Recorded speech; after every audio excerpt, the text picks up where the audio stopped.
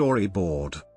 A storyboard is a graphic organizer that consists of illustrations or images displayed in sequence for the purpose of pre-visualizing a motion picture, animation, motion graphic or interactive media sequence. The storyboarding process, in the form it is known today, was developed at Walt Disney Productions during the early 1930s, after several years of similar processes being in use at Walt Disney and other animation studios. Origins.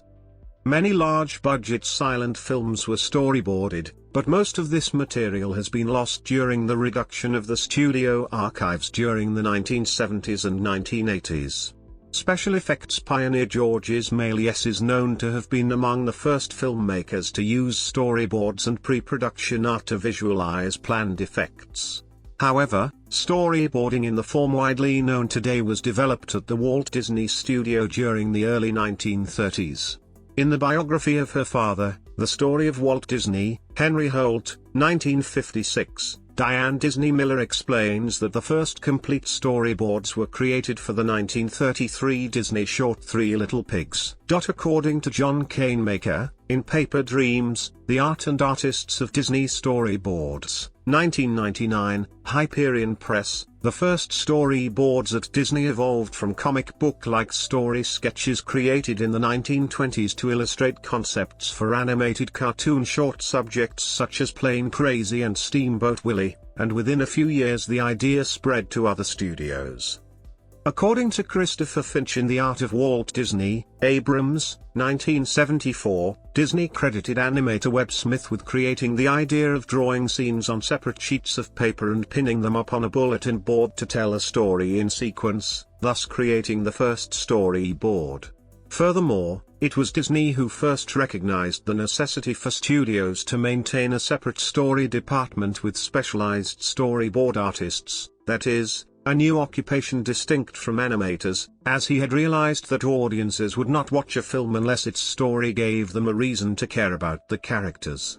The second studio to switch from story sketches to storyboards was Walter Lantz Productions in early 1935. By 1936 Harmonizing and Leon Schlesinger Productions also followed suit. By 1937 or 1938, all American animation studios were using storyboards. Gone with the Wind, 1939, was one of the first live-action films to be completely storyboarded. William Cameron Menzies, the film's production designer, was hired by producer David O. Selznick to design every shot of the film. Storyboarding became popular in live-action film production during the early 1940s and grew into a standard medium for the pre-visualization of films. Pace Gallery curator Annette Mitchell-Lawson, writing of the exhibition Drawing into Film, Director's Drawings, considered the 1940s to 1990s to be the period in which production design was largely characterized by the adoption of the storyboard. Storyboards are now an essential part of the creative process. Use. Film.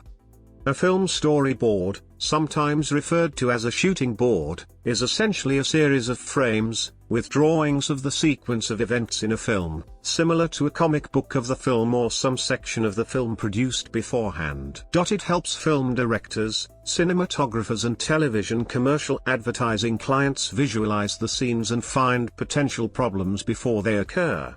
Besides this, storyboards also help estimate the cost of the overall production and save time.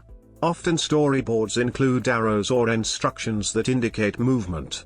For fast-paced action scenes, monochrome line art might suffice. For slower-paced dramatic films with an emphasis on lighting, color impressionist-style art might be necessary.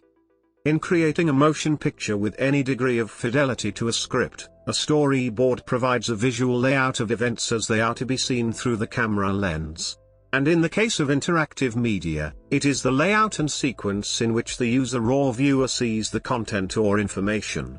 In the storyboarding process, most technical details involved in crafting a film or interactive media project can be efficiently described either in a picture or in additional text.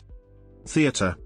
A common misconception is that storyboards are not used in theater. Directors and playwrights frequently use storyboards as special tools to understand the layout of the scene.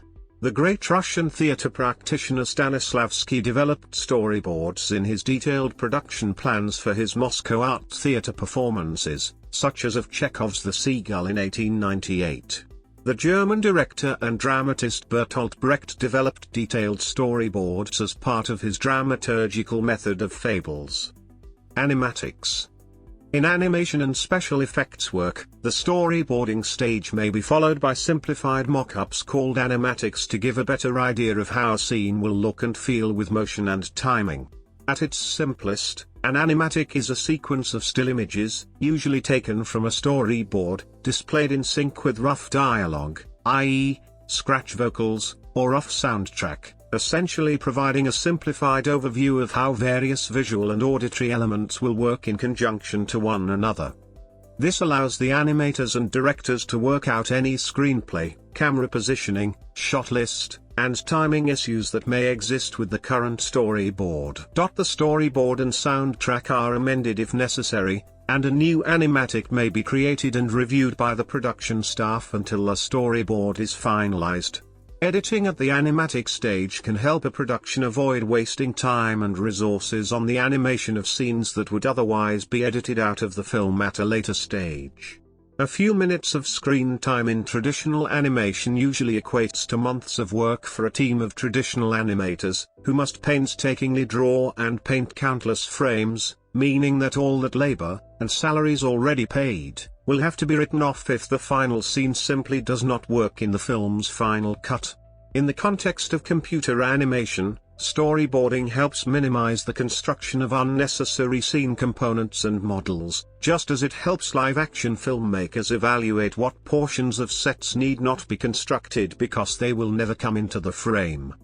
Often storyboards are animated with simple zooms and pans to simulate camera movement, using non-linear editing software. These animations can be combined with available animatics, sound effects, and dialogue to create a presentation of how a film could be shot and cut together.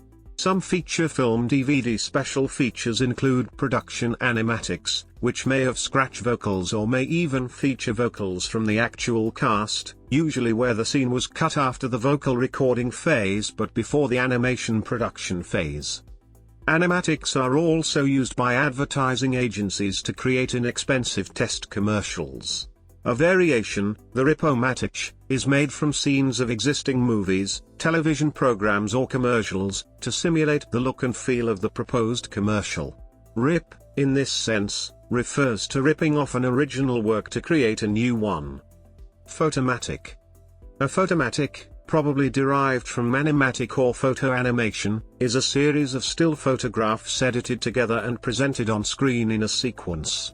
Sound effects, voiceovers, and a soundtrack are added to the piece to show how a film could be shot and cut together. Increasingly used by advertisers and advertising agencies to research the effectiveness of their proposed storyboard before committing to a full-up television advertisement. The photomatic is usually a research tool, similar to an animatic, in that it represents the work to a test audience so that the commissioners of the work can gauge its effectiveness. Originally, photographs were taken using a color negative film. A selection would be made from contact sheets and prints made. The prints would be placed on a rostrum and recorded to videotape using a standard video camera. Any moves, pans or zooms would have to be made in camera. The captured scenes could then be edited. Digital photography, web access to stock photography and non-linear editing programs have had a marked impact on this way of filmmaking, also leading to the term digimatic. Images can be shot and edited very quickly to allow important creative decisions to be made live. Photocomposite animations can build intricate scenes that would normally be beyond many test film budgets. Photomatics was also the trademarked name of many of the booths found in public places which took photographs by coin operation. The Photomatic brand of the booths was manufactured by the International Mutoscope Reel Company of New York City. Earlier versions took only one photo per coin, and later versions of the booths took a series of photos. Many of the booths would produce a strip of 4 photos in exchange for a coin. Comic books. Some writers have used storyboard-type drawings, albeit rather sketchy, for their scripting of comic books, often indicating staging of figures, backgrounds, and balloon placement with instructions to the artist as needed, often scribbled in the margins and the dialogue or captions indicated. John Stanley and Carl Barks, when he was writing stories for the Junior Woodchuck title, are known to have used this style of scripting. In Japanese comics, the word name, neimu, pronounced, is used for rough manga storyboards. Business storyboards used for planning advertising campaigns such as corporate video production, commercials, a proposal or other business presentations intended to convince or compel to action are known as presentation boards. Presentation boards will generally be a higher quality render than shooting boards as they need to convey expression, layout, and mood. Modern ad agencies and marketing professionals will create presentation boards either by hiring a storyboard artist to create hand-drawn illustrated frames or often use sourced photographs to create a loose narrative of the idea they are trying to sell. Some consulting firms teach the technique to their staff to use during the development of client presentations, frequently employing the brown paper technique of taping presentation slides, in sequential versions as changes are made, to a large piece of craft paper which can be rolled up for easy transport. The initial storyboard may be as simple as slide titles on post-it notes, which are then replaced with draft presentation slides as they are created. Storyboards also exist in accounting in the ABC system, activity-based costing, ABC, to develop a detailed process flowchart which visually shows all activities and the relationships among activities. They are used in this way to measure the cost of resources consumed, identify and eliminate non-value added costs, determine the efficiency and effectiveness of all major activities, and identify and evaluate new activities that can improve future performance. A quality storyboard is a tool to help facilitate the introduction of a quality improvement process into an organization. Design comics are a type of storyboard used to include a customer or other characters into a narrative. Design comics are most often used in designing websites or illustrating product use scenarios during design. Design comics were popularized by Kevin Cheng and Jane Zhao in 2006. Architectural studios. Occasionally, architectural studios need a storyboard artist to visualize presentations of their projects. Usually, a project needs to be seen by a panel of judges, and nowadays it's possible to create virtual models of proposed new buildings, using advanced computer software to simulate lights, settings, and materials. Clearly, this type of work takes time, and so the first stage is a draft in the form of a storyboard, to define the various sequences that will subsequently be computer animated. Novels. Storyboards are now becoming more popular with novelists. Because most novelists write their stories by scenes rather than chapters, storyboards are useful for plotting the story in a sequence of events and rearranging the scenes accordingly. Interactive media. More recently, the term storyboard has been used in the fields of web development, software development, and instructional design to present and describe, in written, interactive events as well as audio and motion, particularly on user interfaces and electronic pages. Software. Storyboarding is used in software development as part of identifying the specifications for a particular set of software. During the specification phase, screens that the software will display are drawn, either on paper or using other specialized software, to illustrate the important steps of the user experience. The storyboard is then modified by the engineers and the client while they decide on their specific needs. The reason why storyboarding is useful during software engineering is that it helps the user understand exactly how the software will work, much better than an abstract description. It is also cheaper to make changes to a storyboard than an implemented piece of software. An example is the Storyboards system for designing GUI apps for iOS and macOS. Scientific research. Storyboards are used in linguistic field work to elicit spoken language. An informant is usually presented with a simplified graphical depiction of a situation or story, and asked to describe the depicted situation, or to retell the depicted story. The speech is recorded for linguistic analysis. Benefits. One advantage of using storyboards is that it allows, in film and business, the user to experiment with changes in the storyline to evoke stronger reaction or interest.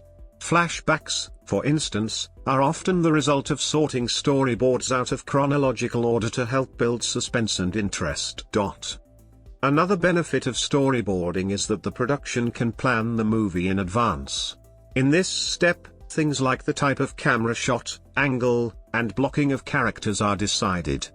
The process of visual thinking and planning allows a group of people to brainstorm together, placing their ideas on storyboards and then arranging the storyboards on the wall.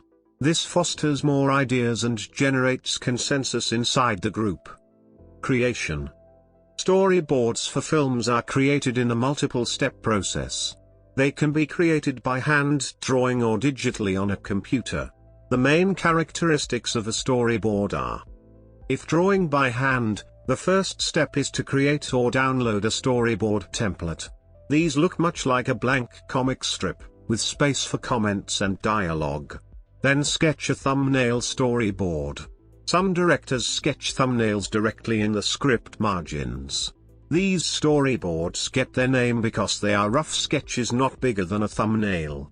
For some motion pictures, thumbnail storyboards are sufficient. However, some filmmakers rely heavily on the storyboarding process. If a director or producer wishes, more detailed and elaborate storyboard images are created. These can be created by professional storyboard artists by hand on paper or digitally by using 2D storyboarding programs. Some software applications even supply a stable of storyboard-specific images, making it possible to quickly create shots that express the director's intent for the story. These boards tend to contain more detailed information than thumbnail storyboards and convey more of the mood for the scene. These are then presented to the project's cinematographer, who achieves the director's vision.